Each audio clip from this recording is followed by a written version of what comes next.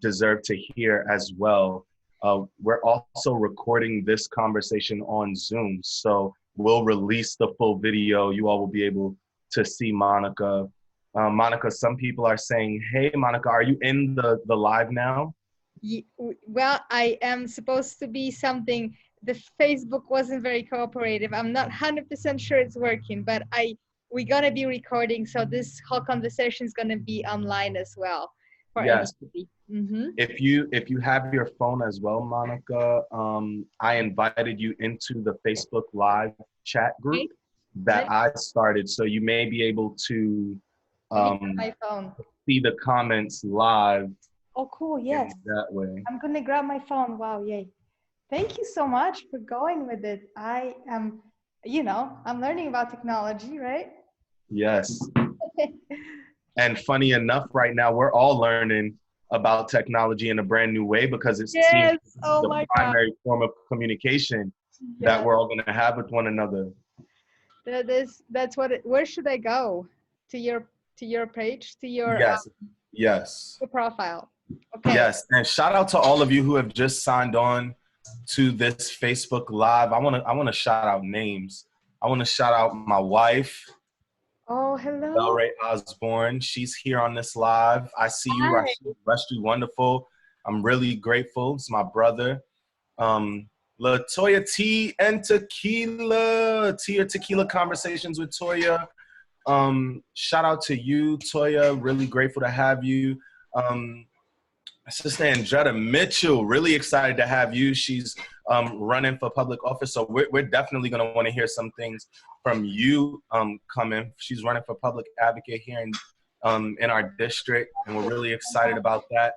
Shout out to CJ Moore. We have a military man on the live with us today. Wonderful. Someone who's actually to the ground.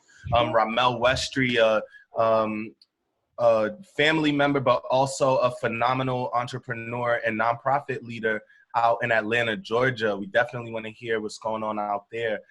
Shout out to that. Hey, Tamra, how you doing? Benjamin, what's up? Khalid, missed you today, man. My mom is even on this live. I think that's beautiful. Hey, Mom, how you doing? Leader out in Atlanta, there we Georgia. go. Sorry, I got it.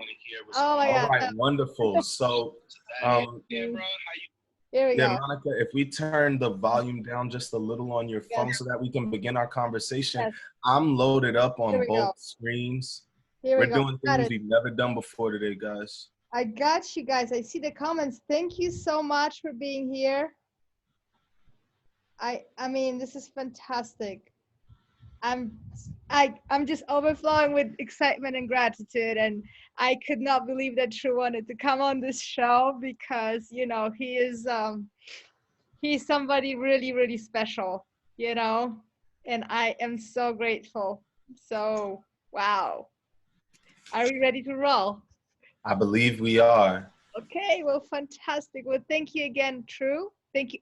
I'm very excited you guys are watching. This is so beautiful.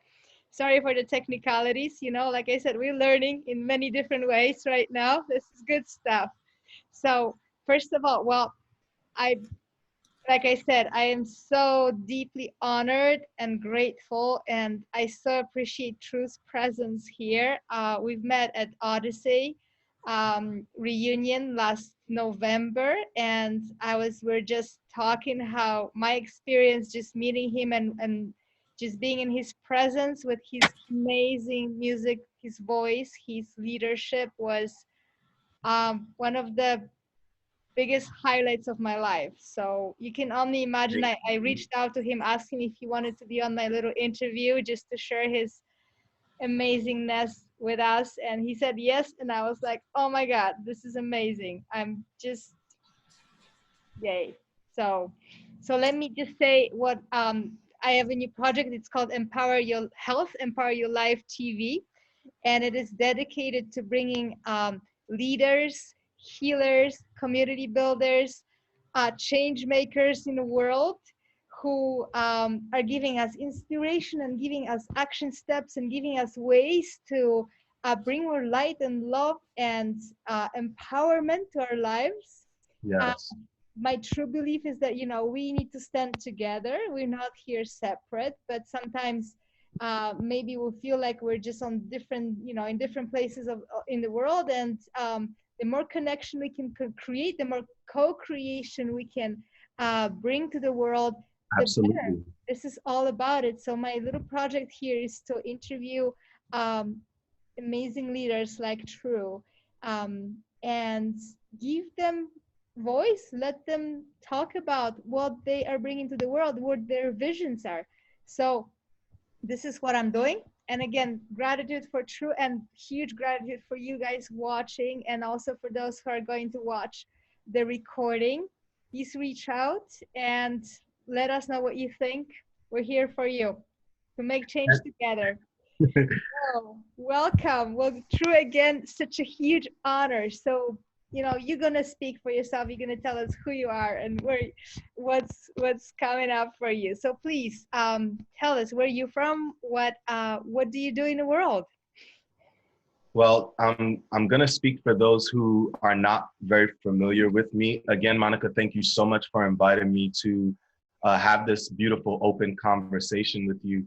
I really believe that now is a time for us to re-engage and reignite with open heart conversations. The world is at peril right now. And the very thing that is being lost more than anything else is human connection. So how do we maintain human connection is one of the things that I'm going to be speaking with you about this evening, and with all of you about this evening. Thank you to all of you who have joined this interview.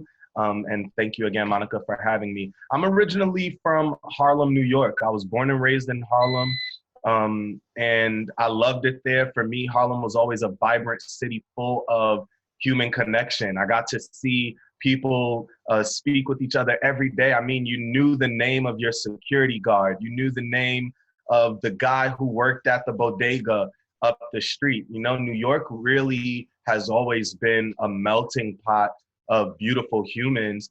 And I've always been around people who are building connection in some form of fashion. Well, now I'm currently living in East New York, Brooklyn, which I also love. I equally love. It's another part of my life, a massive part. And what I found is that it doesn't really matter where you are and where you're from. If your heart is for people, it's gonna show. It's gonna show. And right now, I believe that those heartists is what we call the people who are designed to develop, maintain, build, and interact with other human beings. I believe that now is our time. So thank you for providing a platform where I could have a voice to share that heart. Thank you. And you speak my heart. This is what we're here for. Like I said, to connect. So I would love to hear about what you are doing right now, because I know you have a lot of different projects and contributions going, and your presence is very unique. And please tell us more about yourself and what are you working on? How are you contributing? Absolutely. Well, contribution is a very radical idea, right? Here we are in this world. Here, what is ours to do? What's our purpose? And many of you know that I'm consistently speaking about that. So to your point, Monica, I'm a certified life coach. I specialize in creative engagement coaching alongside my beautiful wife, Tru Osborne. And that's just one facet of the work that we do here in our community. And it really bleeds into every other area of my life. So I'm a creative myself. I specialize in vocal performance. I'm also a visual artist. This is actually one of my paintings behind me. I'm a community activist. I serve on Community Board 5 for East New York and for the East New York area, District 19. I am a worship leader and a minister and a healer at Out of the Walls Ministries in East New York. That's operating out of PS 273 for any of you Brooklynites who are looking for somewhere. And I am also a life leader, a community leader. So I really spend my time just pouring out love on the entire planet. And that's a full-time job. I'm a dad, and I love that. Shout out to all of you who have been sending gifts to Bel Ray and I for our postponed baby shower. Really appreciate that. We're about to have a daughter, and we're really excited about that. And then I'm a human, and sometimes I question that humanity, right? But the reason I bring that up now is because we have so many titles and so many ways to show up. Thank you so much, Nicholas, for that. I receive it. We have so many ways to show up in the world, but we forget the most important way to show up, and that is as humanity, as a collective of beings operating under one culture, right? And that's the culture of life. So I want to add that to my resume or my CV of ways that I show up in the world and how I contribute, because it really is one way of being, right? I'm a passionate, committed, creative leader. That is how I show up in the world. That is my commitment to the world. And that is how I look forward to serving this planet for as long as I'm here. Wow. Showing up as a human being. Yeah. Right? A committed human being. A committed human being. Wow. That's right. This is powerful. This is powerful. Recognizing that what actually humanity means and what it means to be a human being, That's I think easy to forget. But if we drill into it, it's like, what does that mean? It's a powerful role to play in Absolutely. the universe. Wow. Absolutely. I mean, think about it. We have been indoctrinated on many levels, you all, to be doctors, to be artists, to be parents, even to be brothers and sisters and mothers and fathers, and to teachers and musicians. But when have we been taught to be humanity, right? Not to do humanity, not to have humanity, but to be, to embody, to awaken as a human force, as a human people. Wow. And what does the world look like if we were to really come alive and really take that on as our responsibility on this planet? Wow. You know, many of us, we're concerned about the longevity of COVID-19. That's the big talk right now. How long is it going to be around, you know, and how long are we going to be in dis-ease? Mm-hmm. Right? How long are we going to be in dis-ease? But the concern is, how long is it going to take for us as humanity to realize what our purpose is here on this planet? Mm-hmm. Because while COVID is here and it's doing what it was created to do, but are we? Are we having the conversations that need to be had? Are we setting up the systems that need to be in place to make sure that the people we are responsible for as influencers, right, as leaders, are we really operating at our highest capacity? If COVID was a worldwide, I mean, it's a pandemic now, right? But let's say COVID took over the entire planet in minutes. Would you be able to say, I have lived my highest self? Mm-hmm. I stood as my highest self as a human being. Would you be able to say that in full ownership and feel powerful in that? I believe that now is the time for us to start asking ourselves those questions, if we haven't already, so that we can show up as that enlightened humanity that we've all been called to be. Wow. I wanted to sink in because it's powerful. Of course. Yes. Are we showing as human beings in our highest capacity? Yes. Are we actually fulfilling our mission, our program, so to say, right? As COVID is fulfilling its program, it's doing its best to be itself. Hello. It's doing what it was called to do. Yes, are we? So imagine, you know, who we can actually be if we step into that role of being humanity, right? That's right. And that's our work to do, to imagine that. Absolutely. Wow. And if any of you who have joined us now, I see some new people have joined us. If any of you want to chime in to Mhm. some of the things that we're speaking, if you have questions for myself or even for Monica, this is the time for it. Huge honor to Sandra Alexis Heath, a phenomenal, phenomenal woman of excellence. Everything about her is great. So those of you who are not following her on social media, and you are a part of the creative network or the creative world of New York or even the world at large, please go and follow Sandra Alexis Heath and the Heath Gallery. They are a wonderful network for you to connect to, especially during this time. I'm sure they have worlds of programming to engage us in the very conversation that we're having now. Monica, if you don't mind, I want to step back into something that I mentioned. Is that Yes, okay go with ahead. you? Please, yes. Can I just quickly really, I was looking at the comments. Just want to Yes. chime in a little bit because thank you so much, you guys, for being engaged in here. And just beautiful comments coming here. You know, Nicholas, Coach Life, Nicholas, Vocal Beast, Humanitarian Godly Being, Nicholas, making her some hats. Jays or Jazz, love you, True. Nicholas, not many like you, no cap. Rochelle, yes. Nicholas, this is fact. Rochelle, Nick, you better hear. Rochelle, right, highest self is our best, not what's perfect. Yes. Exactly. True to that. And Sandra, you're so kind.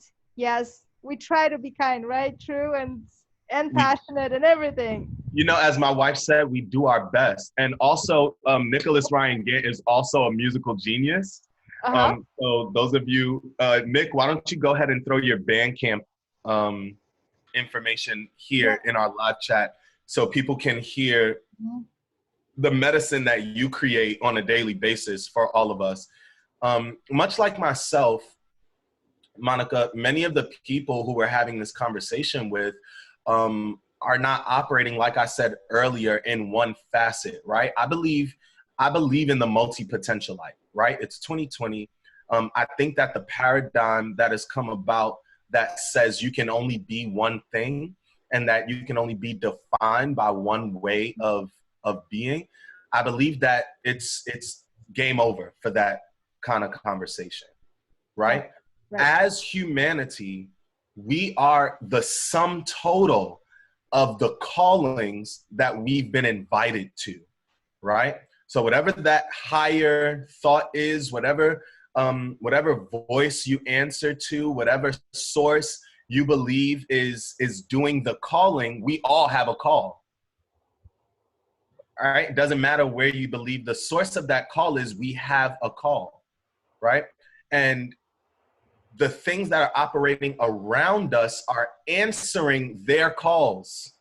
Mm-hmm. They're responding honestly to the things that they have been called to. And Mm-hmm. again, the question is, are we responding to our individual calls so that we can be impactful in the collective call Yes. as humanity, Yes. right?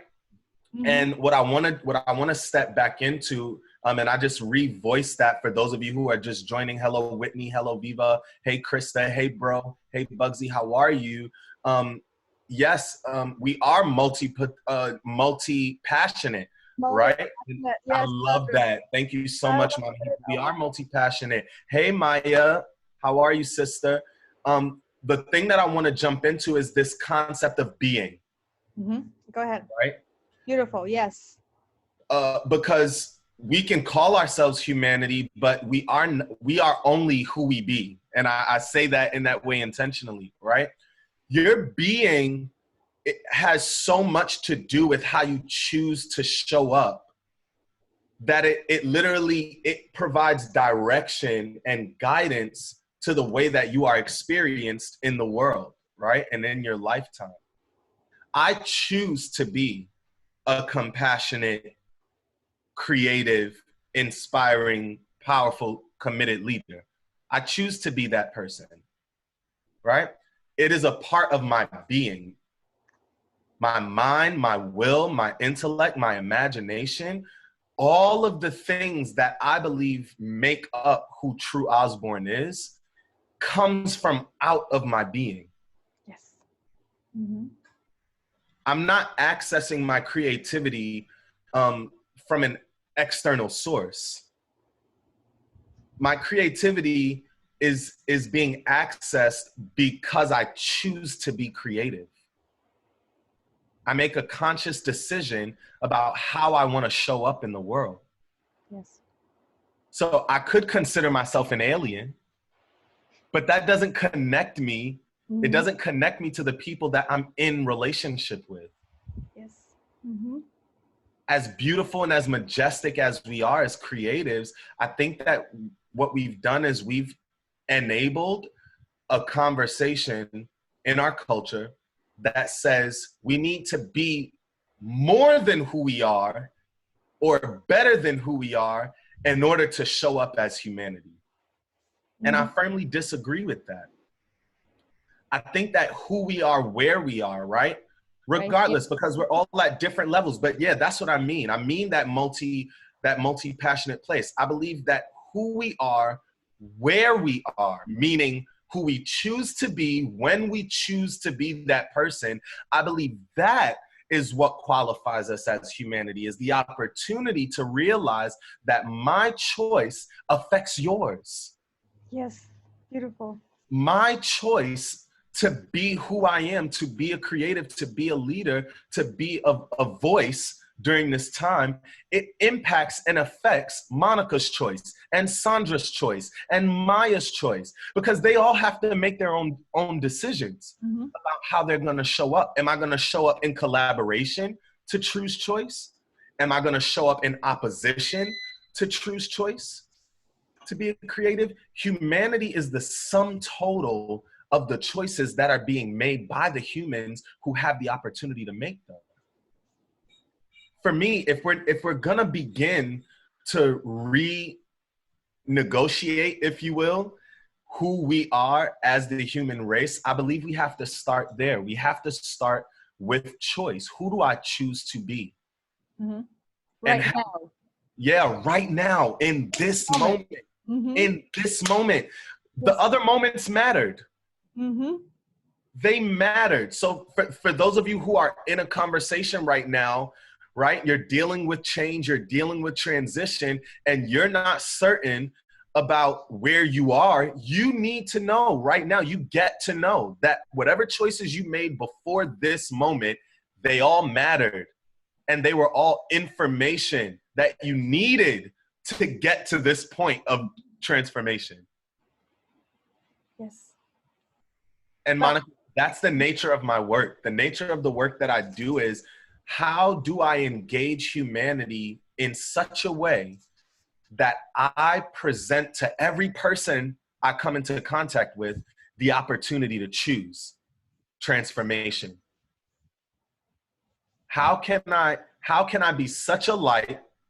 How can I be such a force, such a voice, that every single person I come into contact with gets faced with an opportunity to decide, who do I want to be now that I've met Tru? Wow. For me, that is my ultimate responsibility on this planet. And now it's an offering to all of the people who are watching and who will watch, right? Every person that we come into contact with should be faced with a question when they separate from us. Who do I choose to be now that I've met this person? Because all of the things I've done before was just information for me. But now I'm faced with a decision. Do I want to stay the same? Or do I want to be impacted? Do I want to be transformed by this individual or by this experience? For me, it's the most beautiful opportunity that we have as the human race. I'm going to pause for questions, comments. This is a conversation, everyone, so if you have questions, feel free to chime in. So yes, people are chiming in, and my creativity, Sandra, my creativity is being activated because I choose to be creative. Yes. We all have a call that things around us are responding to their call. We are responding to, are we responding to our call? right? Are we Absolutely. responding? This is really powerful, you guys, because every second, every instance of our life, we can respond or not. Absolutely. It's a choice. But have you lost the opportunity, or have you actually used the opportunity? And how, again, Sandra, how do I engage humanity in such a way that everyone I engage with gets to choose transformation? Wow, Yeah. that this is a potent question. If you ask that question to yourself every moment, I mean, who are you going to become, and who are all those around you are going to become? And then it spreads, right? That's right. All around, everywhere. So it's the I think the potency, the power of choice and of conscious decision, that to me, that defines the human being. Yes. And And it also speaks to how you and I met, mm-hmm, and to how you and I became so connected to one another. And this very experience, this conversation that we're having with the planet, is a response, is it not, to our interaction. As Monica mentioned, she and I met in a beautiful container, in a coherence container out in California, for at 1440 Multiversity. I'm gonna mention 1440 Multiversity in this because it's a beautiful campus. For those of you mm-hmm, who host conversations like this consistently and you're looking for places, I know right now may not seem like the optimal time to do something like that, but for those of you who are looking for a campus or a community where you can have this kind of conversation, 1440 Multiversity out in California is a beautiful place to host your retreats, your conferences, all of those things. And I'm speaking about retreats and conferences because I believe that the day will come when we can enter into human interaction in a healthy way again. I don't believe that COVID-19 was designed to last very long. yes. How about it was designed to actually bring us together Thank close? you. How Thank about that? you. Let's Thank you. redefine the choices we're making right now. Absolutely.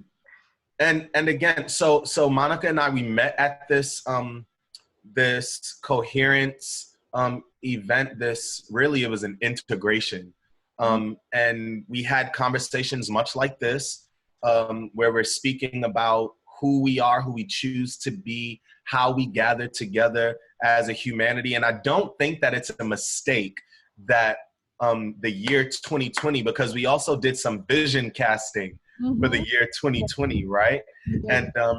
And I believe that we're now seeing some of the things we envisioned come to life. Some of the things that we called into being, that we spoke into manifestation. We're seeing it alive and well right now by way of this conversation. I had a beautiful opportunity to walk through the hallway of one of our conference spaces at 1440 Multiversity. And I saw a whiteboard, and the whiteboard had various sessions that were taking place. Now, me, I'm coming from an urban community. I had no idea what many of the sessions were about.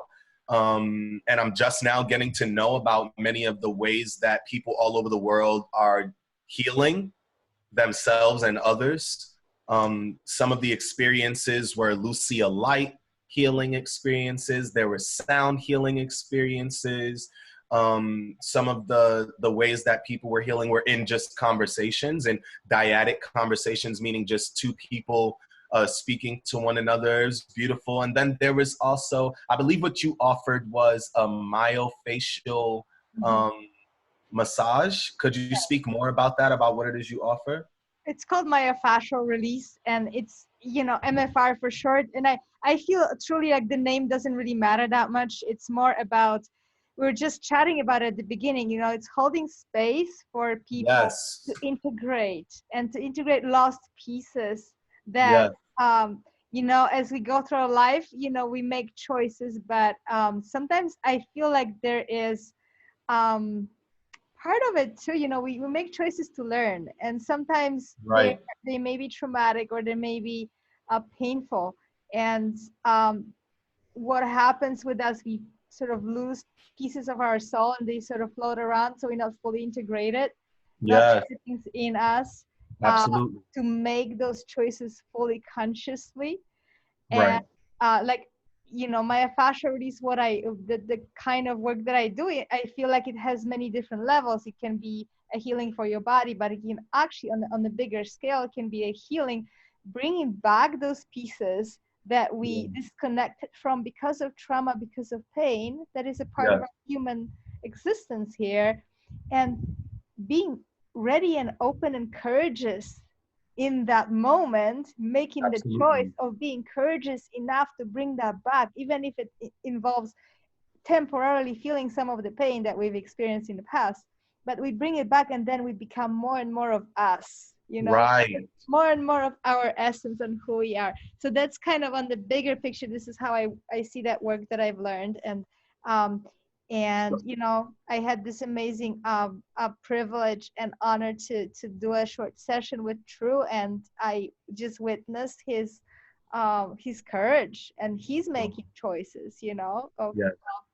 of making this an experience that was hopefully beneficial, you know. Yeah, and I want to speak to So that a little bit because a large purpose to this conversation is about holding space, right? About mhm, how we create, and I want to put that in here. I'm just gonna yeah. put in holding space so that everyone is like tracking the conversation. Those of you that are just joining in, Thank you. of course. I'm looking at the comments because they're fabulous. And I just want to chime in. So Rochelle is saying, Yeah. yes, our presence should inspire others and even our own being to transform and grow. Yes, absolutely. Presence. Absolutely. And that's really what holding space is all about. Holding space is Exactly. Yeah. synonymous with, and I'm home, y'all, so I'm fixing my nose ring. But holding space is synonymous with creating an atmosphere of peace, of understanding, of healing, of listening, right? And feel free to throw out some other synonyms that come with what you think holding space is. I like to think of holding space like becoming a container for any type of ceremony that is being held between one or more people, Mm-hmm. right? I believe we can hold space for ourselves, and most of us miss that We must. tremendously. We miss the opportunity to hold space for ourselves tremendously, right?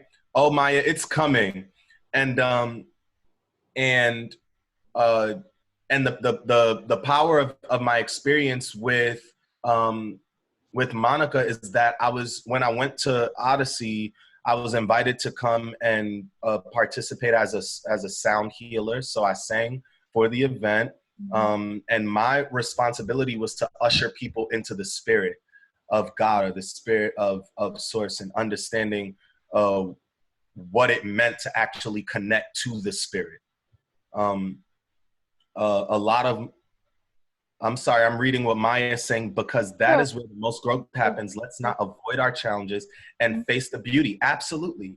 I agree. And that's what my session was like with Monica. I was at a point where I was a little disconnected from my trauma. And I'm like, well, why have I been showing up in this disempowered place? Right?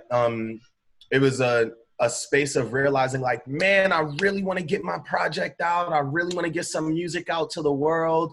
I really want to know and I want to believe that I am serving the world and being my highest good. But the truth is that I knew that I was not showing up fully prior to this experience. I knew that I was allowing myself to stay, I knew I was allowing myself to stay blocked by my own interpretation of my process, the process that I was going through. And I knew that coming to Odyssey, that it was going to be something that I wanted to let go of. I knew that I wanted to go into this experience saying, I'm ready to release the fear. Woo! There it Let's goes. go. Let's get yeah, There it get rid of goes. fear. That's what I want to That's say. right. I was ready to let go of the fear. I was ready to make the hard decision, Maya, about who I wanted to be as a leader, as a voice, as an influencer, and I don't really like the whole idea of influencers, but as an influential person is really what I want to say there. So I got to have this session, this mini session with Monica, and in our session, really, you didn't say a lot in our session, and I was really blessed by that because, especially in my culture, we're taught that the best way to heal is to speak. Mm-hmm. And in our session, what I found was that the best way for me to heal was for me to listen. I had spoken way too much over the years about how I felt about my trauma. And the one thing that I wasn't doing was I wasn't listening, everyone. I wasn't taking the time to listen to myself, to my own experience, to my heart, to my spirit. And I wasn't taking a moment to hear, right? And in the words that you taught me, to remember who I was without the trauma. Beautiful. And in our experience, I was able to reflect and to take that moment again and to say, hey, are there any truths out there that I have blocked from returning, from coming back? And what do I mean by that? I want to take a moment. I mean, are there any fragments of myself in my history, in my memory, that I let go of, that I abandoned? Because, and I'm being vulnerable here to say that there were many fragments of myself that I left in 2012 and in 2014 and in 2015 and, and in 2009, I left pieces of myself in these years because those pieces, those truths, those people, they experienced trauma that I didn't want coming with me into 2020. Yeah. Unfortunately, though, when I blocked those people from those truths, right, those me, when I blocked those fragments of myself from returning, I also blocked the wisdom that they gained through that trauma. And my experience with you, Monica, it brought all of that wisdom back. It brought the fullness of that experience back. And it was difficult. I actually had to separate myself from our coherence community, right? From our community at We Are Odyssey for an entire evening so that I could reintegrate those individuals, right? Those fragments of myself. And what I found is that since experiencing that kind of release, that kind of deliverance, right? That kind of reintegration, since experiencing that with you, I feel more like who I was called to be than I have in a very long time. And it brings us to the opportunity. Before that experience, I wasn't ready to do Facebook Live conversations like this. I felt like I would need to have all of my ducks in a row. I felt like I would need to have an agenda. I need to write out all of my responses. I need to make sure that the way I show up to the world is going to be perfect. If people are going to see me, they need to see me polished. If people are going to hear me, they need to hear my best sound. They need to hear my best song. They need to see me in the best look, because that was a part of my fear, right? It was a part of my false evidence appearing real. I needed these things so badly, right? But the moment, because you didn't do a whole lot, you didn't do a whole bunch of you didn't call the corners, you didn't lay hands on me really, you didn't pray over me, you didn't do any of those things. You know what you did, Monica? If I had to write a Yelp review right now of my myofascial release experience, what I would say is Monica is a master at holding space. Thank you. She created a space, ladies and gentlemen, where I felt safe to travel into the deepest, darkest areas of my own experience and make a decision that I would no longer leave those fragments of myself in the pain. I had to make a decision. No, I got to make a decision. Mm. I didn't have to. I made a choice. You made it. I made a choice, a concerted choice, an intentional decision that the pieces of myself that I left in my past, I wanted to return to me so that I could reconcile with those individuals, being me, those fragments. I Mm-hmm. needed to reconcile. I needed to apologize to those people. Mm-hmm. I need to say sorry for leaving them in the pain. And then I needed to invite them into a healed space, right? And I had to have a conversation with them. I got to say, listen, I'm inviting you back, but I want you to know that we're gonna go through some more dark times. We're gonna go through some more difficult experiences. But this time when we're faced with transition, we're gonna transform. Mm-hmm. We're not going to cower and we're not going to leave you behind. No, none of you are going to get left behind this time. This time, when we're faced with transition, we're going to transform. And I believe that that power, right, the power that you exhibited in holding space and the power that I exhibited in experiencing the space that was created, that led to us being able to have this conversation with all the people we're holding space for today. Right. And we are intentionally holding space for each and every one of you. And at the end of this conversation, we don't have a time limit really on it. But at the end of this conversation, any of you that want to connect with myself or Monica and you need space held around you, you can book a session with either one of us virtually, and we'll hold space for you. We'll listen, we'll care, we'll guide you through the journey and the interaction that you need to have or that you get to have with yourself. Will guide you through the conversation you may want to have with yourself or with others about inviting those fragments back to you so that you can live at your healthiest, so that you can be your best. Yes. Wow. True. Thank you so much. And what stands out for me is the co-creation, Yes. because what would that be like if we all of us were Right. continuously making the choice of holding space for each other Absolutely.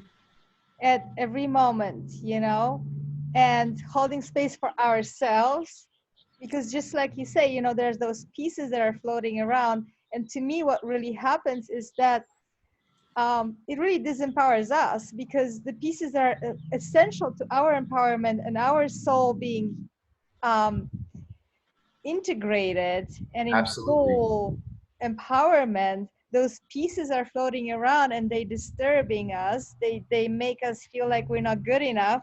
Right. Instead of trying to fix them, if we invite them into our space, if we hold that space like you did so beautifully in such with Thank such you. an intention, if we Yes. invite them to hold that space, I mean, if we invite them to that space we're holding, we become truly human beings in our Right. potential. And then it doesn't matter, you can show up on Facebook Live and um share your truth. Who cares if you're polished and It doesn't matter. made up? It doesn't matter, because really what comes through is your spirit, is your energy, That's it's your right. soul, it's your conviction and your choice at Absolutely. every moment. And then you're not faced with this question of, am I being good enough? Yes, because Am I being enough for this platform? No. All you're faced with is the next decision. yes, How else do I want to show up? Because you're not concerned. Am I showing up as half of myself? Am I showing up as my inconsistencies? Am I showing up as my fear? Am I showing up with my insecurities? No, you're just showing up. yes, Showing up fully, good, bad, ugly, and indifferent. yes, And some people are going to feel aligned with how you show up, and some people aren't. It's all information, right? But the biggest point is that you show up. yes, It's that you show up. yes. And if you don't make that step of being courageous enough to actually bring those pieces and actually align yourself within Yes. yourself, showing up is very hard. It's a struggle, and Absolutely. it doesn't come naturally. And my strong belief is that as human beings in our natural state, we just show up, we just be here, like you were saying, we're human beings, Right. we be. um, and then, it's not a question of being afraid or not knowing what to choose or not knowing what decision to make, because it flows naturally, flows Right. as a natural expression of who we are, and it becomes so much easier. And then we can take our, then we can start making good decisions. Then we can start working on improving things, because That's right. worrying so much about, like, am I like perfect or not, Yeah. so. And to unpack that, there's a conversation I learned at a wonderful mastery community. And I'm adding the name in here just in case anyone wants to go down a journey of mastery. And it's called Synergy Education. Synergy education, great. Wow. Here I'm reading the comments too, and uh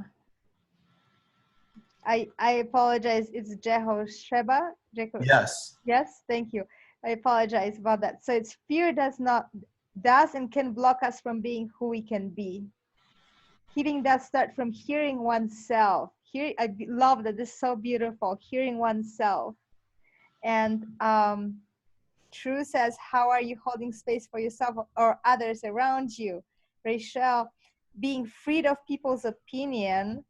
Again, showing up as me, period. Treat yes, people how to we treat people how to treat us when we make them believe their opinion matters more than who we are. And I'm absolutely. sorry, she's saying we teach people how we treat us, how to Yes, treat us. Yes. Sorry, but wow. I mean, thank you guys for commenting and for being present to this conversation, because this is what we're doing, right? It's a yes. co-creation. I have tears in my eyes already.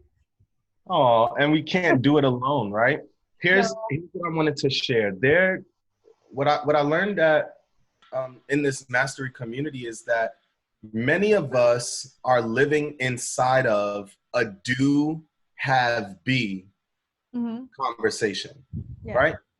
If I do music, right, then I'll have music, and that makes me, I'll be a musician.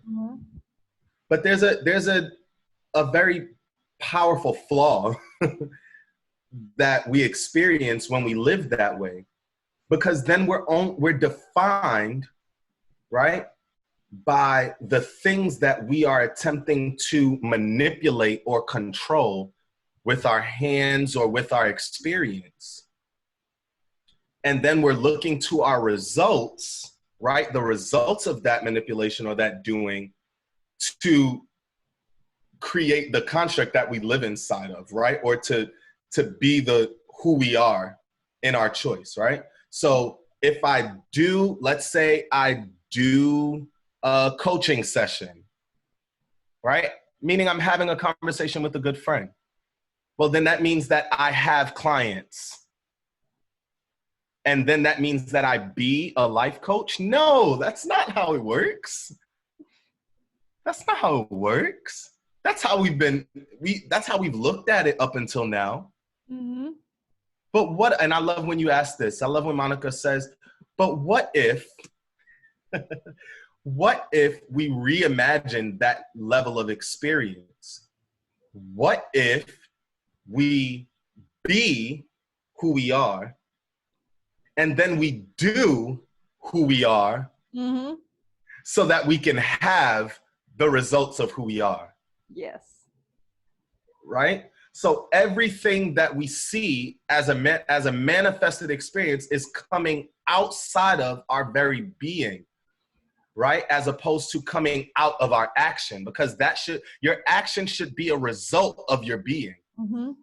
Yes. And then what we consider to be success should be a result of your actions, which are coming out of your being. Right? In that sense, because I am a coach, then I do what coaches do, right? Which is create safe space for people to identify skills, strategies, and tools so they can transform.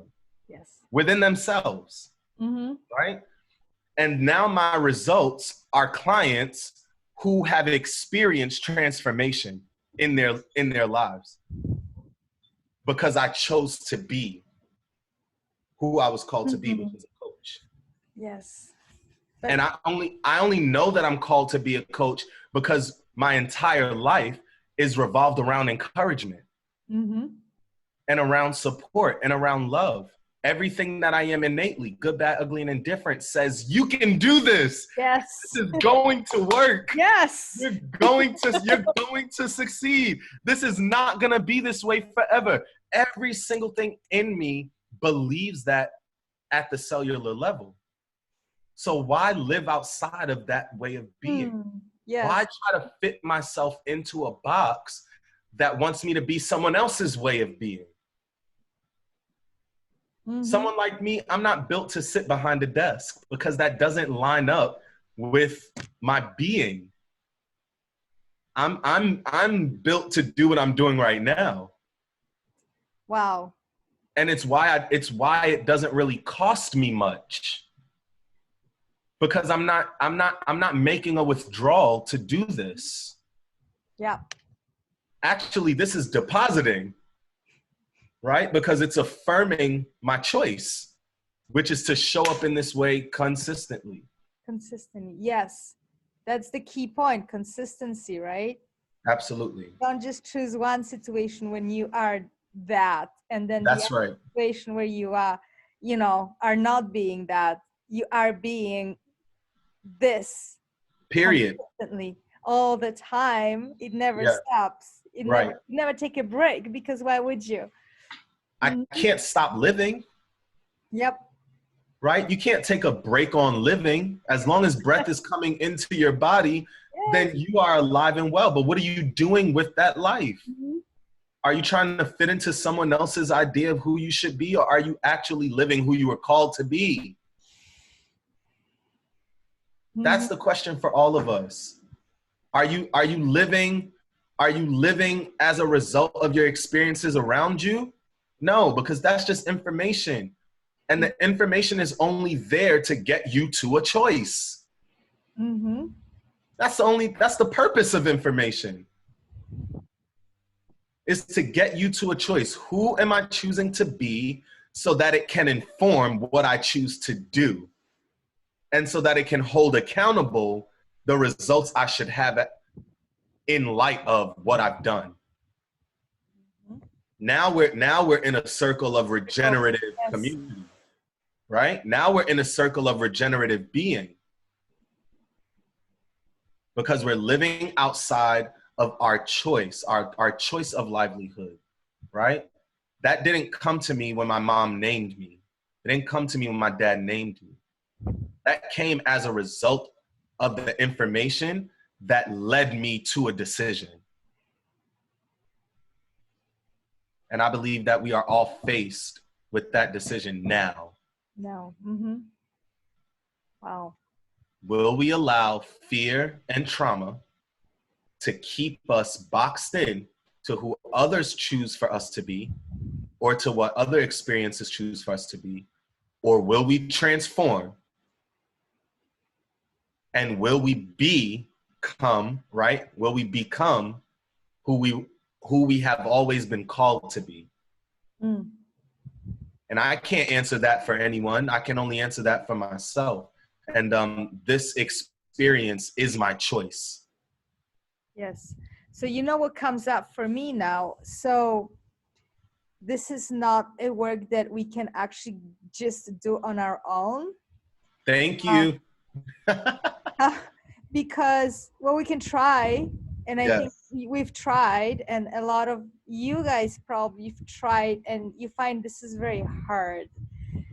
To just do it on your own. And so now the question is, how do we create that collective co-creation where we actually holding that space for each other within that process, where we are actually bringing ourselves to fullness, right, and making the choices, while at the same time we are consciously holding that space for others and for the community. Yes. That it becomes completely multidimensional. But that's where, to me, that's when it actually starts to make true sense, and that's where it actually becomes more doable, you know. I mean, that's Yes. where it doesn't become a struggle, it becomes more joyful because we are in it together and we all just co-creating and holding it. Right. So that is my question on how do you see that? What do we do about that? Well, I believe it starts with this, Mm-hmm. right? I believe it starts with two people or Mm-hmm. even one person, Mm-hmm. in this case, you, making a decision to live in a way that invites people into your process, right? This conversation began as a invitation, right? You sent me a message saying, "Hey, I'm doing a project, and we met at this event, and you really impacted me in a powerful way, and now I'm doing a project, and I believe that you're perfect for the project, and I'd love to interview you or have a conversation with you about who you are." Mm-hmm. Yes. Right, about who you are, because we're shifting paradigm, y'all. We're already We're transforming. shifting.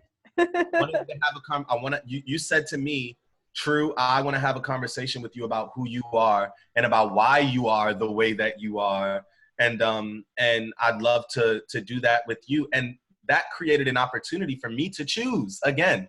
Right, Mm-hmm. you provided information, being your highest self. I was then given an opportunity to choose. Right.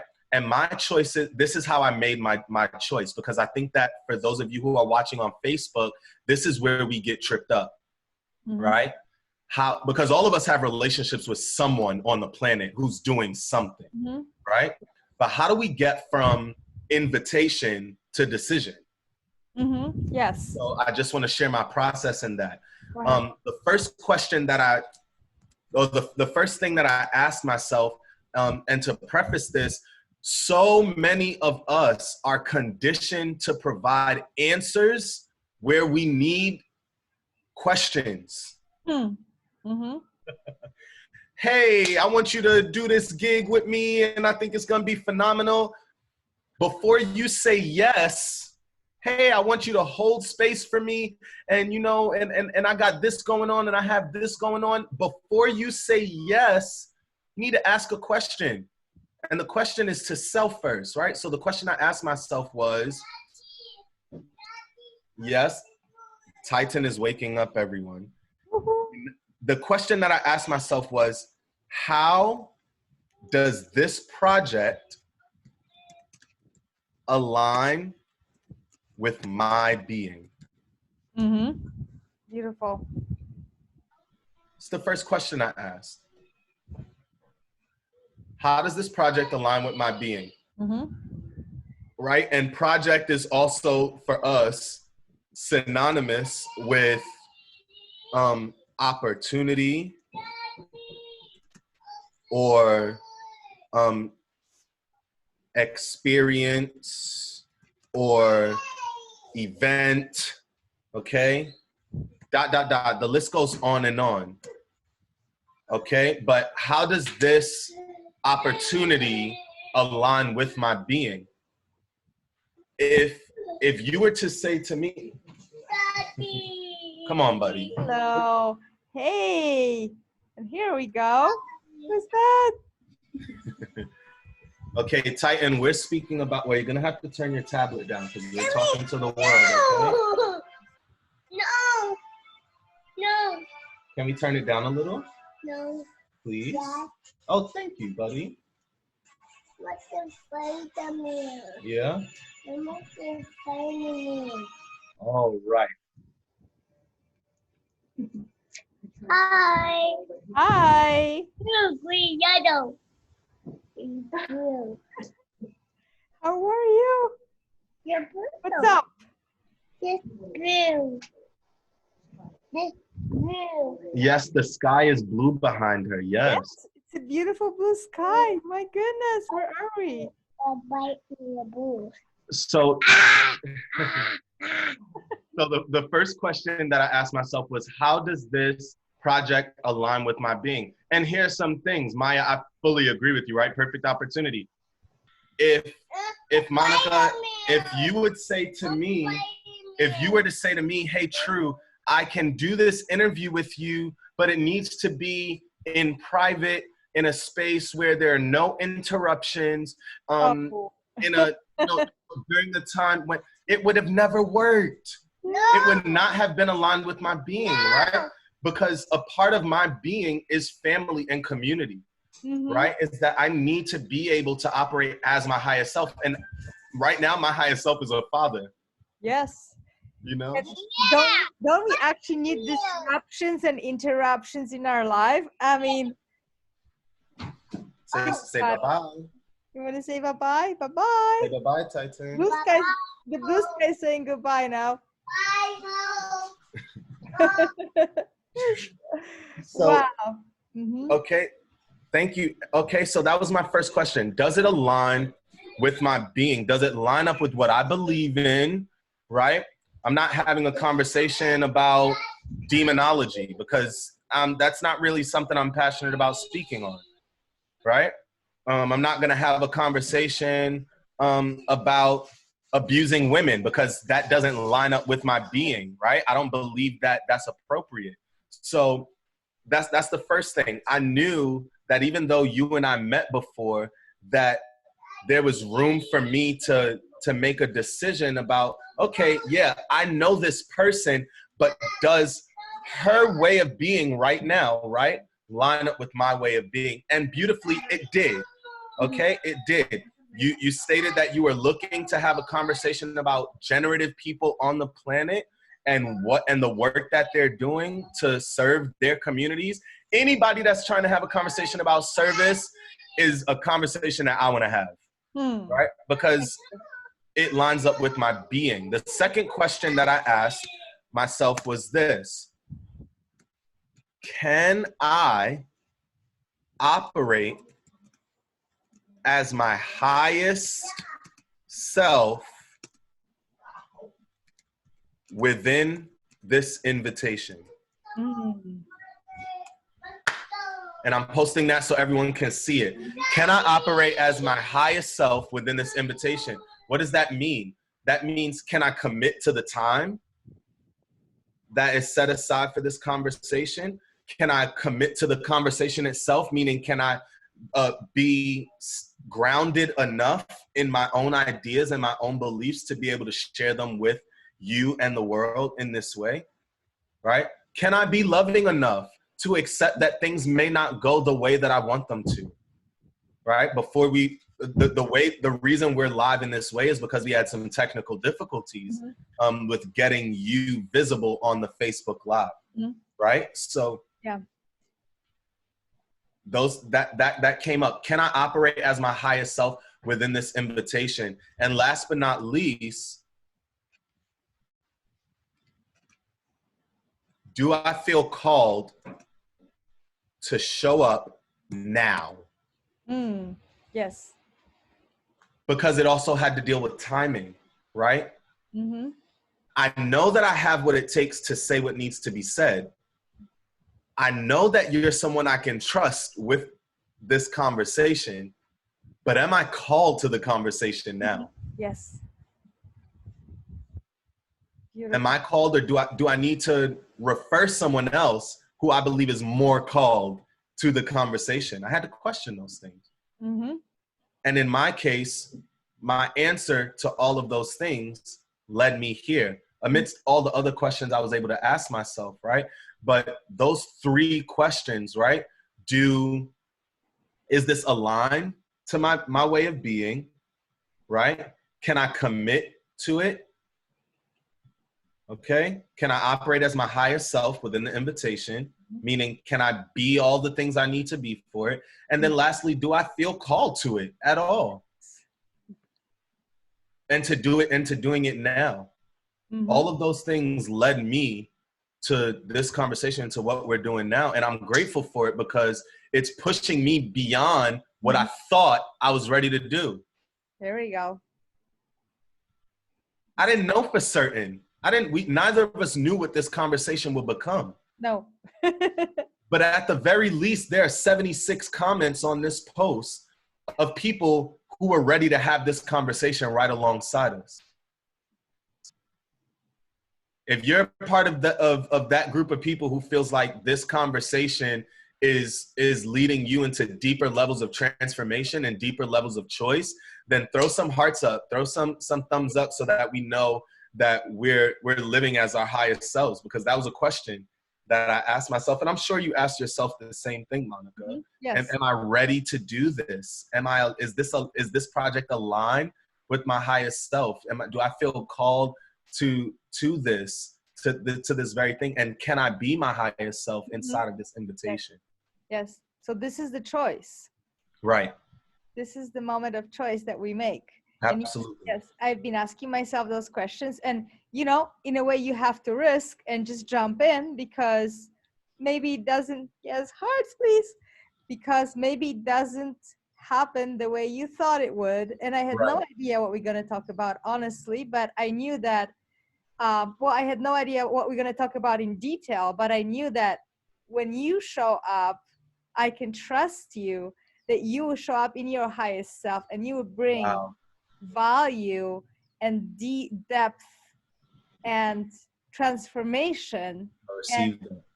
And in a way, to me, it is a choice, but also there's a calling. And if you have a calling in your heart to do something, then you have to stop and ask yourself, am I going to go with it? You can't just say, oh, no, not today. You have to stop and take that moment to actually ask yourself the questions, because we really don't know what the ripple effect is of our actions. Right. And we also don't know the importance of calling until we operate inside of it. Yes. Exactly. We don't know the importance of calling until we operate inside of it, right?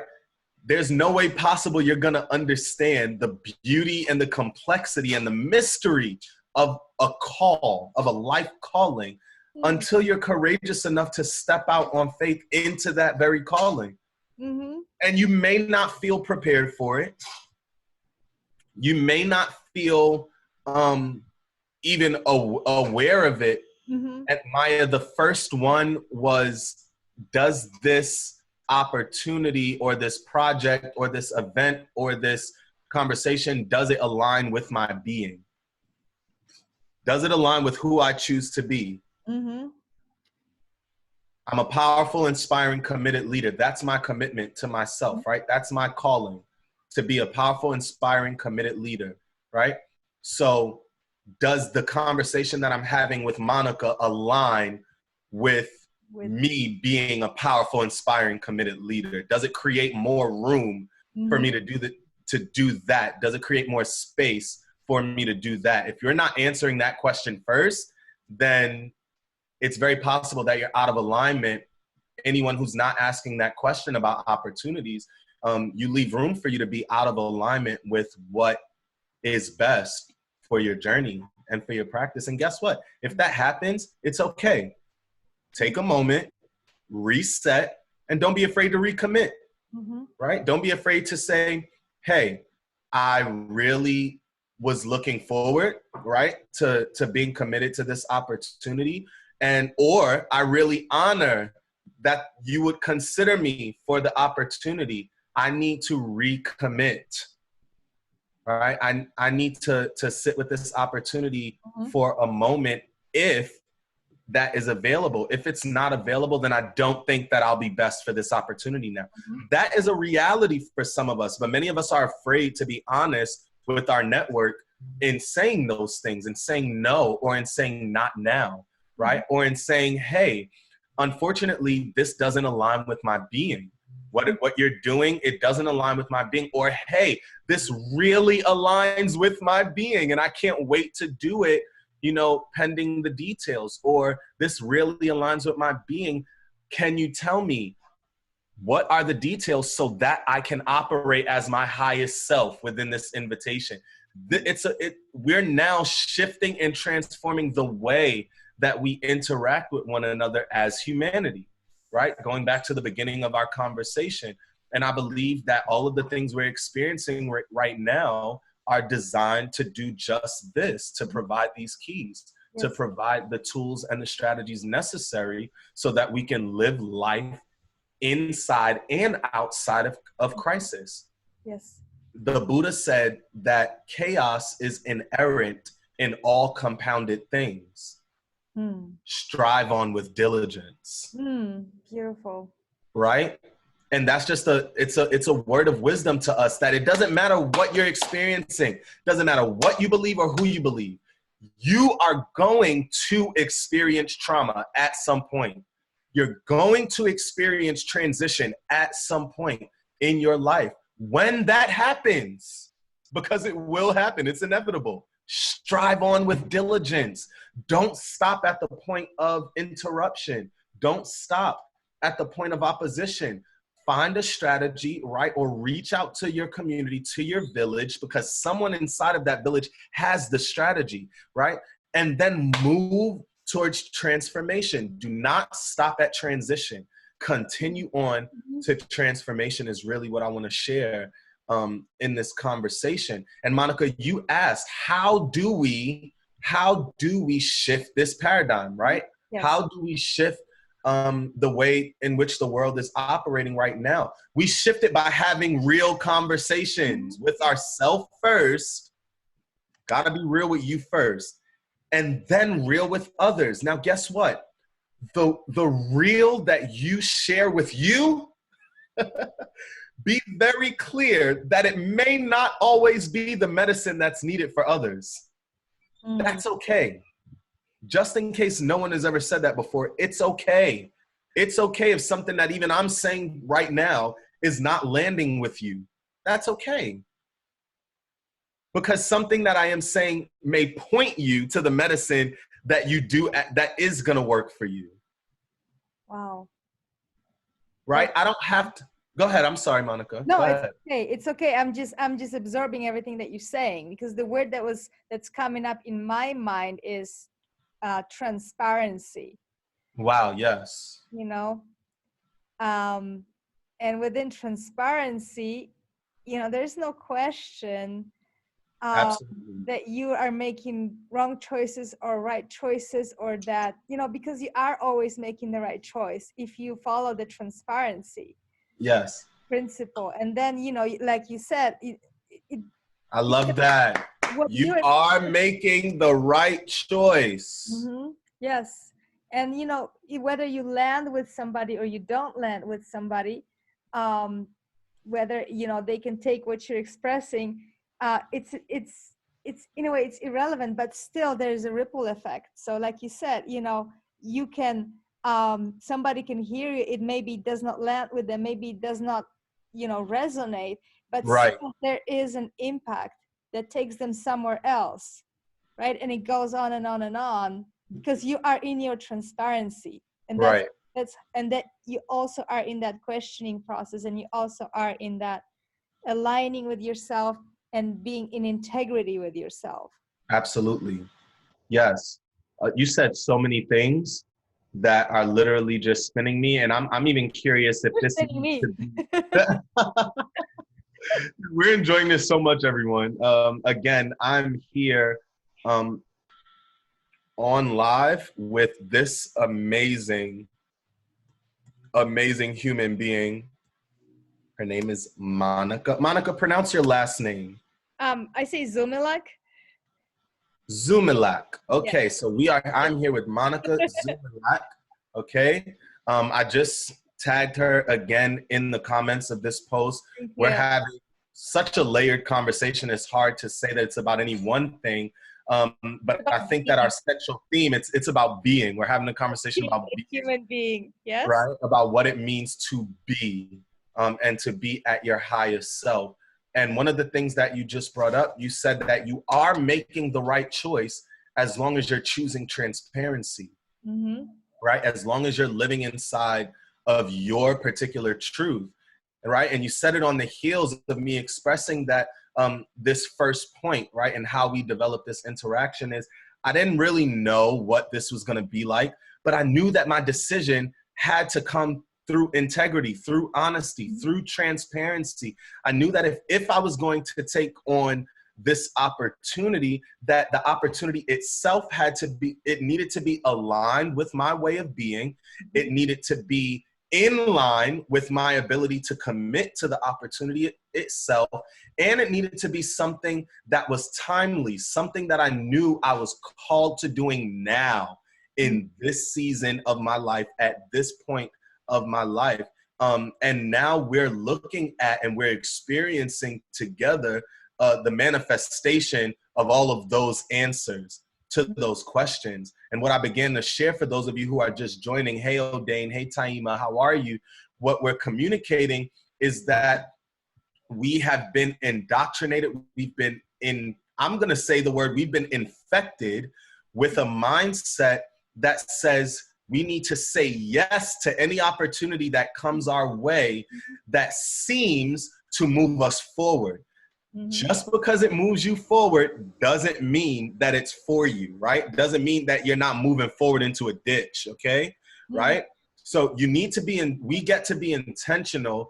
And if you hear me, I keep correcting myself from when I'm saying we need to and we get to, because most things are opportunities for us. Most of the things that we experience in life are get-tos versus have-tos. Right? So I get to evaluate, I get to reconsider, I get to identify that there's another way of doing these things. And there are some things that I need to do, right? I need to be in full honor of who I am as a human and the ability that I have to choose what I connect myself to. That is a necessity, right? Because it is linked to survival. If I don't do that, then I run the risk of having people choose what I need for me, right? Or choose what I connect to for me. And that's not life at all, right? That's actually control and manipulation. And we're not trying to promote that in this, right? But when I get to take ownership of my own ideas and my own beliefs and my own decisions, now I also get to be in fellowship with people who are making those decisions just like I am. That, ladies and gentlemen, is the source of community. It's the source of culture, a set of shared beliefs. If I believe that being powerful, inspiring, and committed is my way of being, I believe that that's the way that I get to show up in the world. And you believe, give me 3 ways of beings that you really stand for, Monica. 3 ways of being. Integrity, service, and love. Okay, so you believe, and being all of those things, do you choose to be those things as a woman, as a mother, as a sister, as a leader, as a friend, as a human? How do you choose to be those 3 things? As a human. As a human. So, right? And say your 3 words again for us.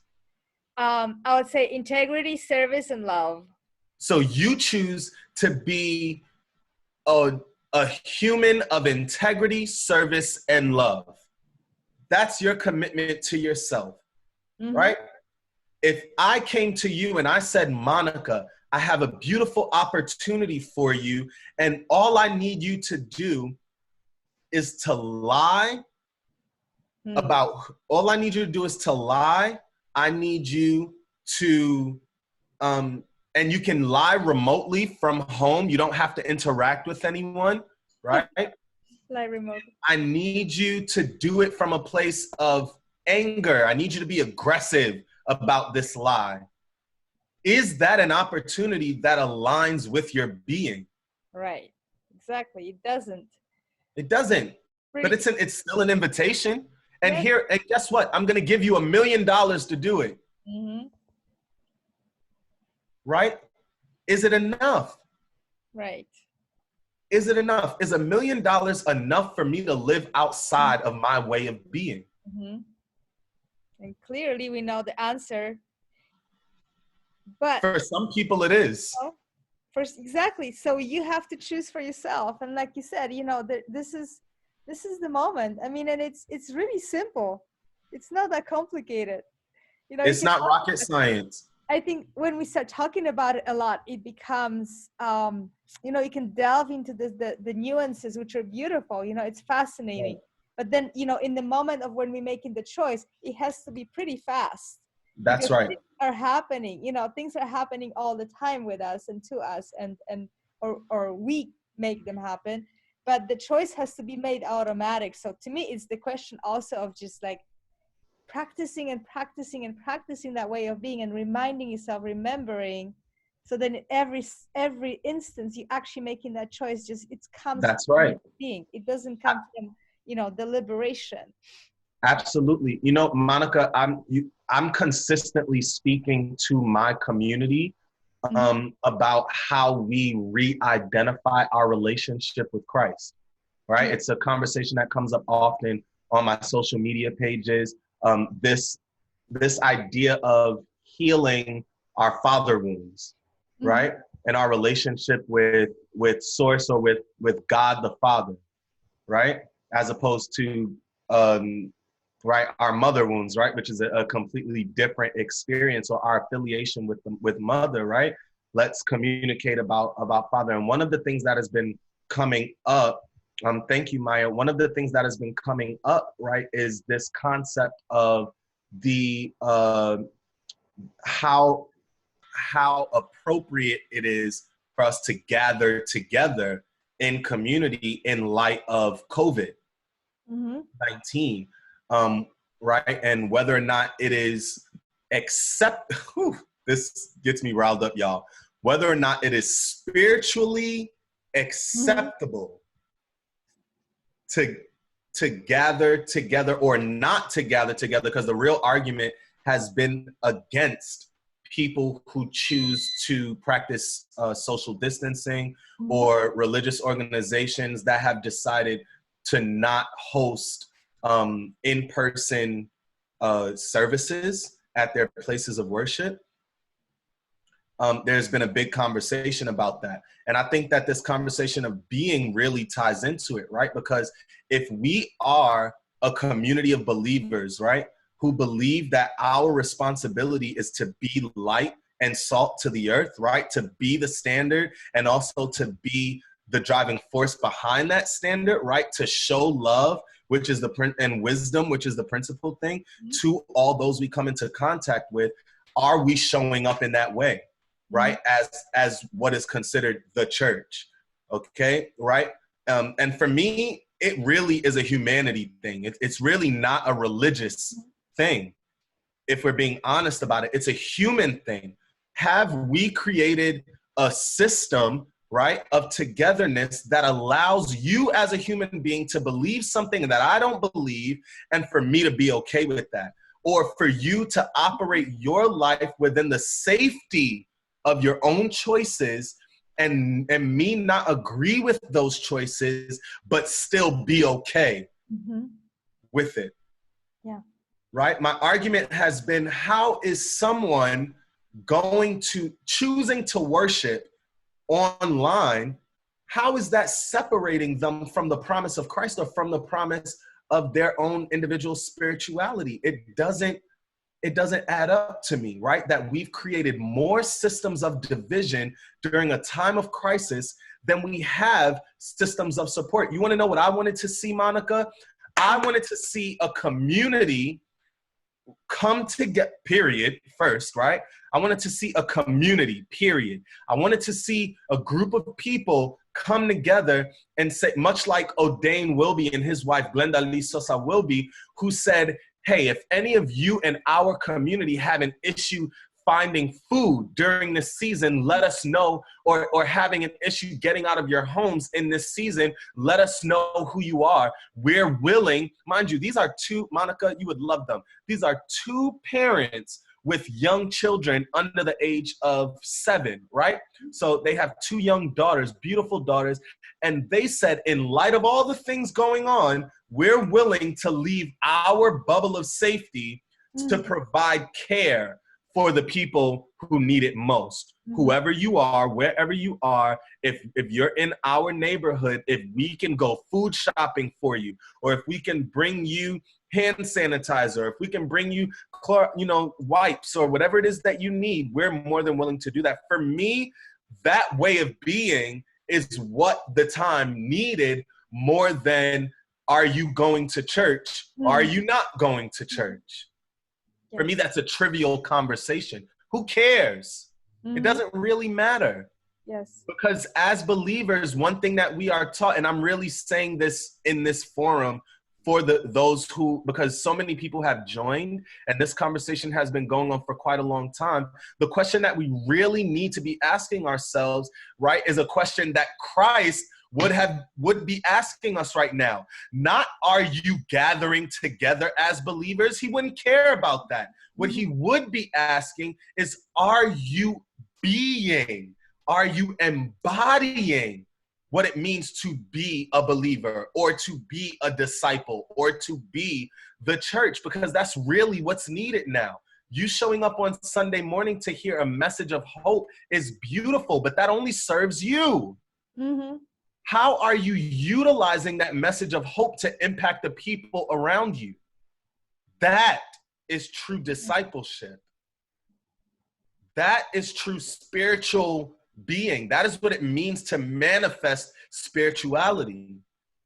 And I believe it's so necessary for us to be able to voice that on this forum for those who are going to watch this later and for those who are watching now. If you're only talking about the problem, if you are only speaking about the issue, if you are only speaking about COVID-19 and its effect on the world around you, and you're doing nothing to actually create impact, change, and transformation for the people who need it most, then you are not operating as your highest self. And I say very few things as a prescription, but I really prescribe that you are not operating as your highest self if you are not a part of the transformation. Now, does that mean that you need to travel to an infected space or to around people who are dealing, with COVID-19 actually, physically? Does that mean that you need to take yourself out of a healthy environment in order to do that? No, that's not what I'm offering at all. What I am offering is that you ask yourself the question, what is mine to do?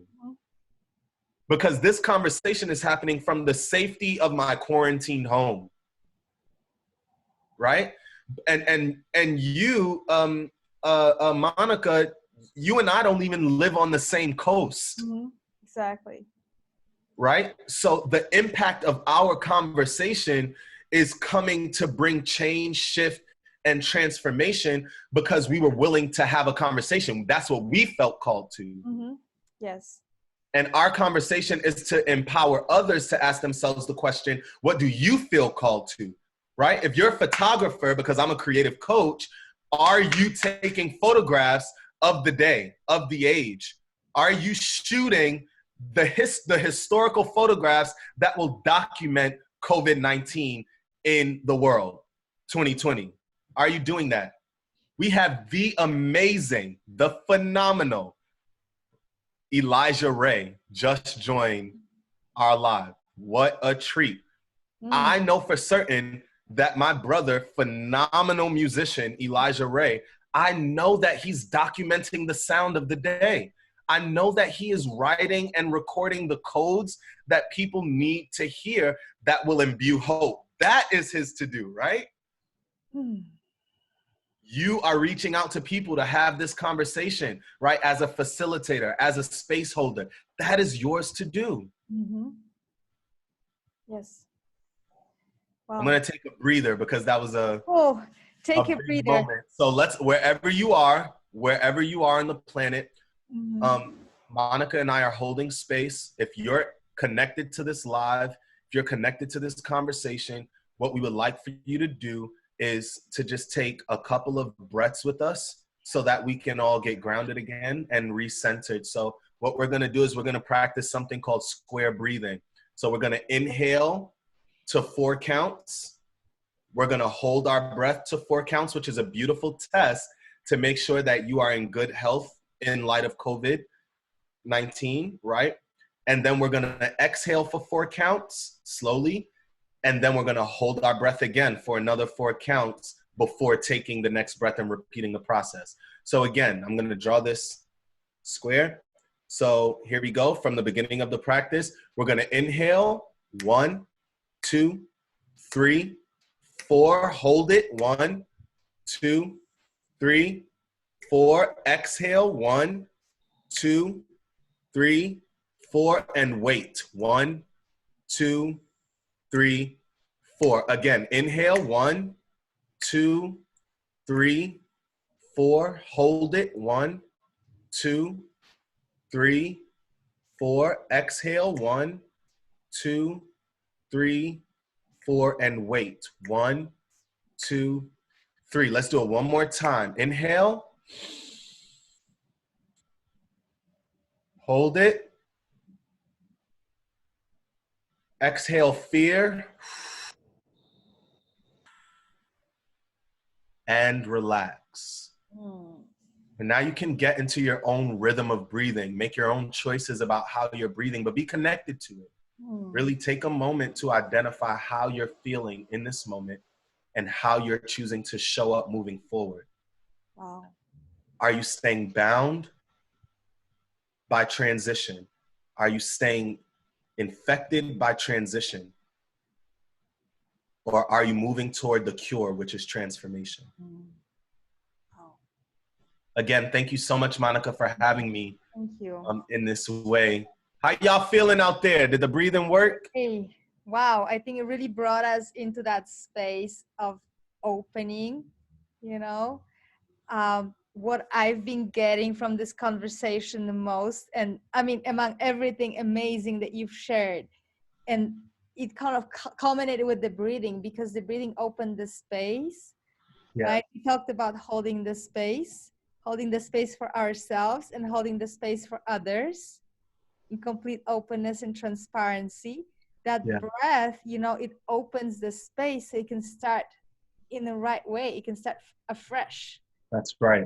And that's the moment of stopping and actually becoming, you know, just the pure holder of this, because that's where things are manifesting, and that's where we can make the choice. Yes. Otherwise, the choice is not real. It's not. It's manufactured. Yes. So that's a beautiful way of sort of concluding, bringing everything together, you know, opening that space with breath and remembering that, you know, I feel like what I'm taking out of it is that constant conscious making of the choice and bringing that possibility of the choice in every moment. Yes. And the responsibility of the choice, and how am I making the choices? Am I in transparency? Am I in integrity?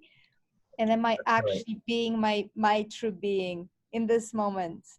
And that can change, and there is no regrets and there is no judgment, but it's a choice.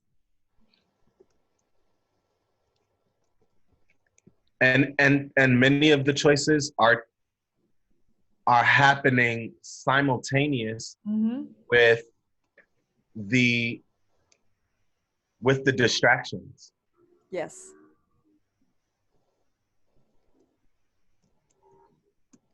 And I'm just adding square breathing up here for any of you who want to practice it. Wow.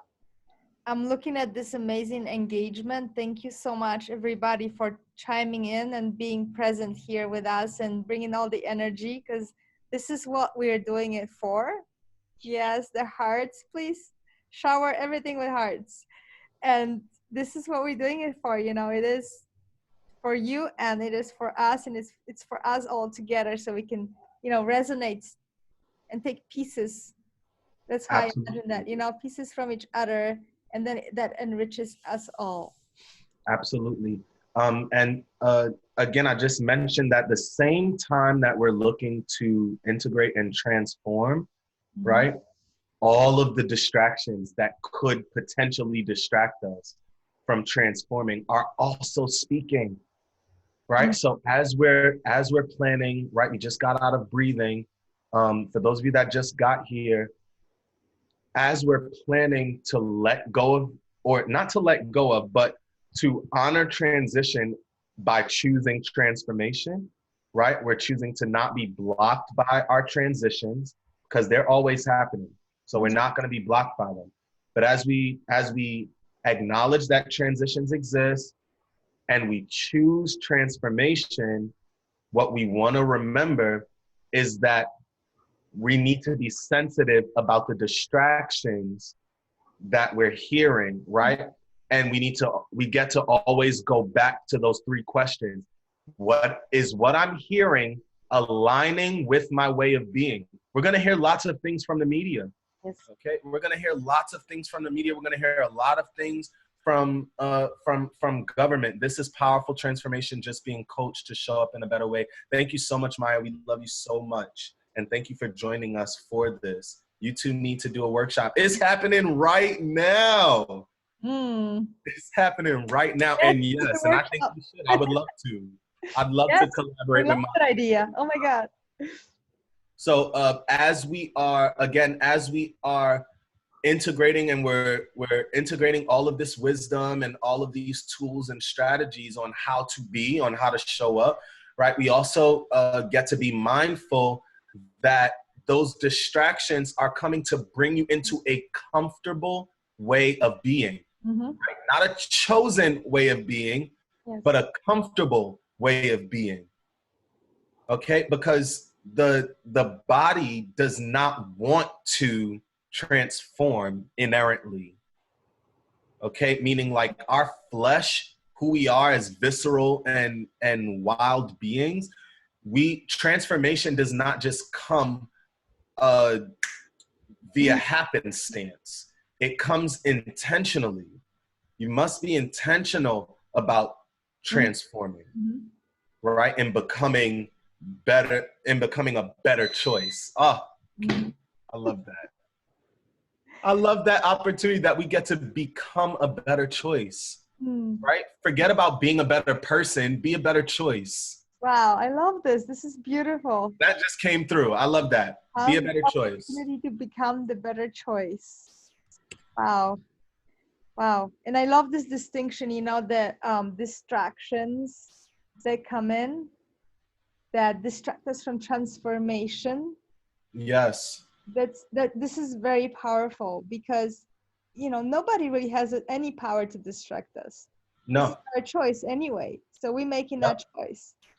And guess what? We are only distracted by things we choose to let in. Yes. Exactly. As distraction. That's simple, you know. That may have a purpose in your life. That's right. And the heart of the strategy is, again, getting into inquiry, right? Asking that question. Ask yourself the question. Ask the distraction the question, right? Whether the distraction is a thing or a person. Let me tell you something. Sometimes I've had to speak to an inanimate object and say, what is your purpose here? Right. Why are you here?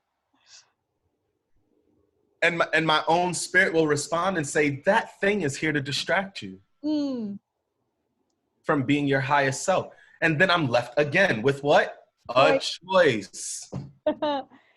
Am I going to choose to be distracted by this thing, or am I going to move towards transformation, right? Because every decision is a good decision because you're practicing decision making. That is all life is. You're practicing decision making, right? And you know what? I want to speak to the person that's going to take that comment and flip it, because I see you now already. When I say every decision is a good decision, I say that because there are many of us who are living outside of our own decisions. We're living inside of the decisions being made for us, right? So if you're making a decision, you may not end up with the best results based on your decision, but it doesn't make it a bad decision. I don't believe in bad decisions, right? Because I believe that we are all developing a relationship with decision-making as humanity. From the time you wake up on this earth to the time you leave, you are in a very intricate process, a very interactive, how do I call this? A lesson of sorts, right? Or a curriculum, a workshop or a curriculum, right? Of decision-making and becoming master decision makers. Wow. right? So there's no way possible you can ask a 3-year-old to be a master at decision-making. In that same way, you can't ask a 20-year-old to be a master at decision-making. I don't believe you can ask a 60-year-old to be a master at decision-making. What I do believe is that a 60-year-old can coach a 20-year-old at being better at decision-making. Mm-hmm. And I do believe that a 3-year-old can coach a 60-year-old at being better at decision-making, because we're all in the learning process together, right? We're all looking towards mastery, right? One of my favorite passages of wisdom says that we're all pressing toward the mark for the prize of the high calling. Pressing towards the mark. Wow. Say it again. We are all pressing toward the mark for the prize of the high calling. Wow.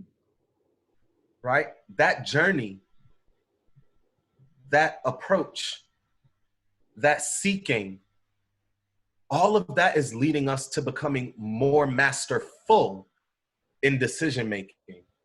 Every single day, every decision that we make is making us better. So I don't want any of us, and this is my personal desire, my personal request, I don't want any of us getting trapped in good decision versus bad decision. That was a bad decision. That was a good decision. Don't get trapped in it. Ask yourself the question, was that an authentic decision? For me, again, my personal request, for me, I would love for you to live inside of a conversation of authentic decision-making versus good or bad decision-making. As long as your decision was authentic, then you can own it and you can honor it. You can live in accountability. You can live accountable, right? Because accountability is a way of being. So you can live accountable to that decision.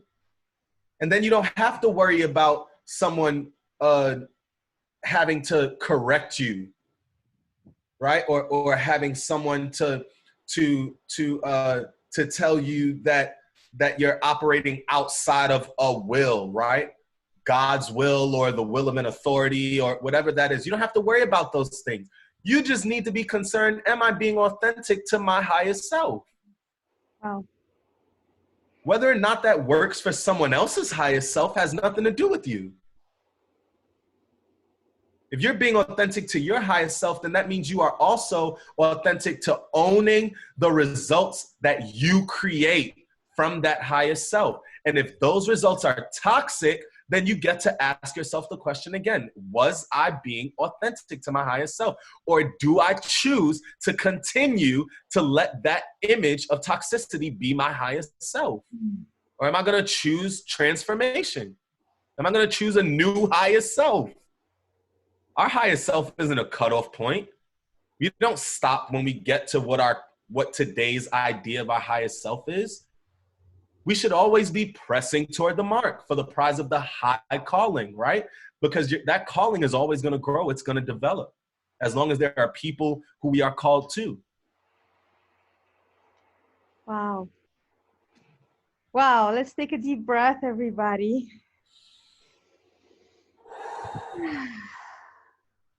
Because it's been an immense wealth of reflection and knowledge and inspiration.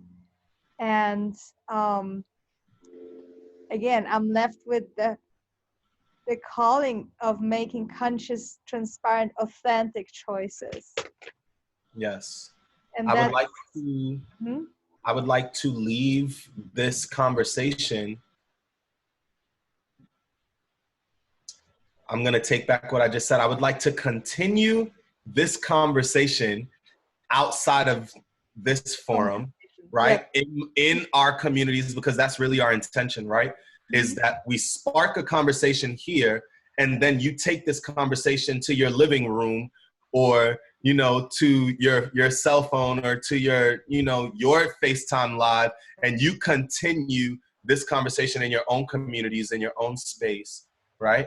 But I would like to continue this conversation outside of here by saying how full of gratitude I am to you, Monica, for trusting me with your authenticity, for trusting me with the space that you chose to hold, for trusting me with your vision and your process, for not creating limiting boundaries on what this conversation would look like, for accepting the parts of me that are clear, right? And for creating room for us to have conversations about the parts of me that aren't.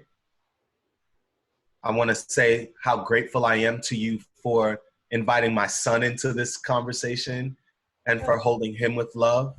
Yes. I want to say how grateful I am that you allowed my village, my Facebook village, to participate in this conversation with us.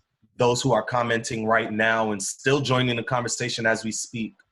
I want to say how grateful I am for creating space, for holding space and creating space for me to be my highest self today in front of all of these people who I love and care for.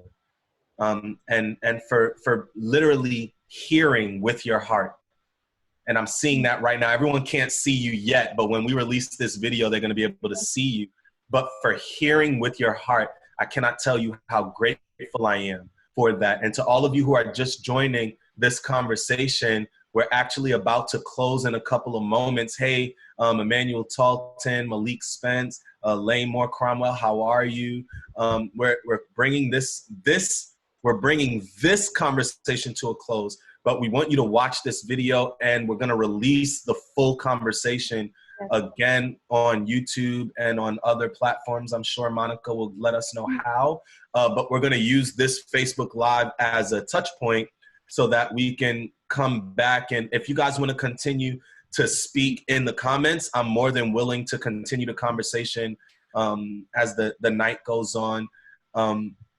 Many of you know that my wife and I are expecting a new bundle. So I'm going to end engagement at about 9:30 so that I can give her my undivided attention and I can create space for her so that we can have this conversation in our own way. So thank you so much to all of you that have come to this live. And again, huge New York level, East Coast level shout out to this amazing, phenomenal healer and queen. She specializes in myofascial release treatment. And again, you can watch this video to hear a little bit about what that is. But Monica Zumilat, thank you so much. And is there anything else that you would like to share as we close? I mean, it's been so enriching for me, and I want to thank the whole community for showing up in here because, you know, like I said, we're doing that for you. We're not doing it for just to talk. Just talking doesn't really make any sense, right? We're doing it just to bring the community together and to bring that level of engagement. And, you know, all we can do is just show up from our home on our unedited video to actually find that, but we show up with heart. And yeah, I mean, it's been an incredible honor to have you. I have you in such high regard, and you've made a huge impact on my life just from the very moment that I've met you. And she got me tearing up, y'all. Yes, and yeah, I mean, it's honest and it's true. And I would not have had you here if that wasn't, you know, if that wasn't a part of my life. And so, true honor, pleasure, and joy to have you. I will digest this conversation. I want to listen to it again because you're dropping in all those amazing pieces of wisdom, but also like the big picture, you know. And yes, we are making the choice every time, every moment, and it's all up to us. And don't let the distractions come in through into your space.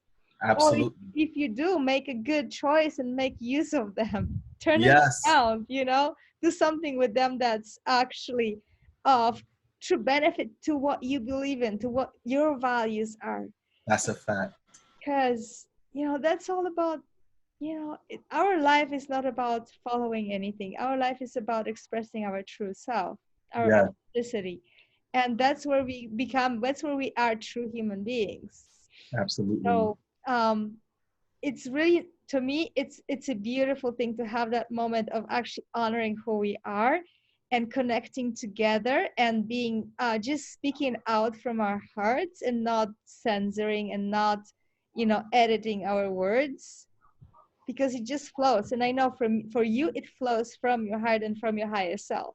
And that, Yes. it's a true honor to be in that presence, you know. So I wish for you to have a beautiful evening, continuing the conversations and bringing them to your communities and continuing the conversation in a way that actually becomes an action and not just talking. Yes. And Yes. not just for you, I wish that for myself, because, you know, every moment is not just about talking, it's about actually bringing that to life and actually making that choice consciously all the time. So this is what I wanted to left this with. And again, true immense gratitude for you and such an honor and pleasure. And I hope we're going to stay in touch and keep on talking and keep on just exchanging those ideas and uh, you know, exchanging what comes up. Oh, Monica, you look So so beautiful. Thank you. thank you. Monica is welling up with tears right now. For those of you, you all can't see her, um, but this amazing woman just really just showed us how we heal the planet. Mm.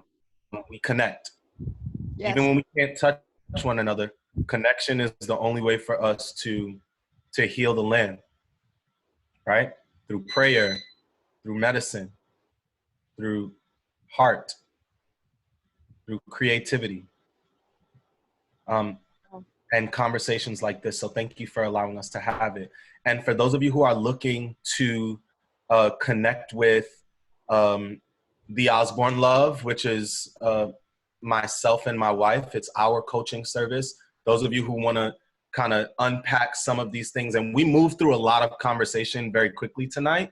We didn't have any script to this, so if any of you want to unpack some of those ideas for your personal lives, for your businesses, for your staff, for your communities, if you have settings where you know, for your churches, if you want to have this conversation in a deeper level and you need someone to hold space or facilitate those conversations, then please feel free to visit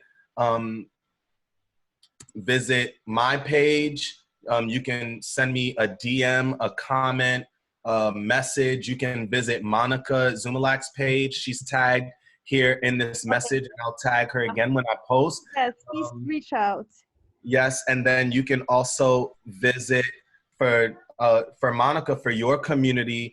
Um, you can also visit www.theosbornelove.com, Yes, thank and you. that's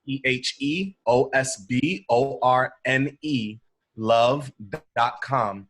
www.theosbornelove.com. I'd be more than happy Yeah. um, to set up some sessions with any of your network if any of your people want to have this conversation. Thank you so much for all of you here on Facebook Live who decided to show up and have this conversation about being with myself and the Queen, Monica Zumalak. Love you guys. Thank you Have a again. great night. Love you guys so much. Please reach out. Okay, we're here for you.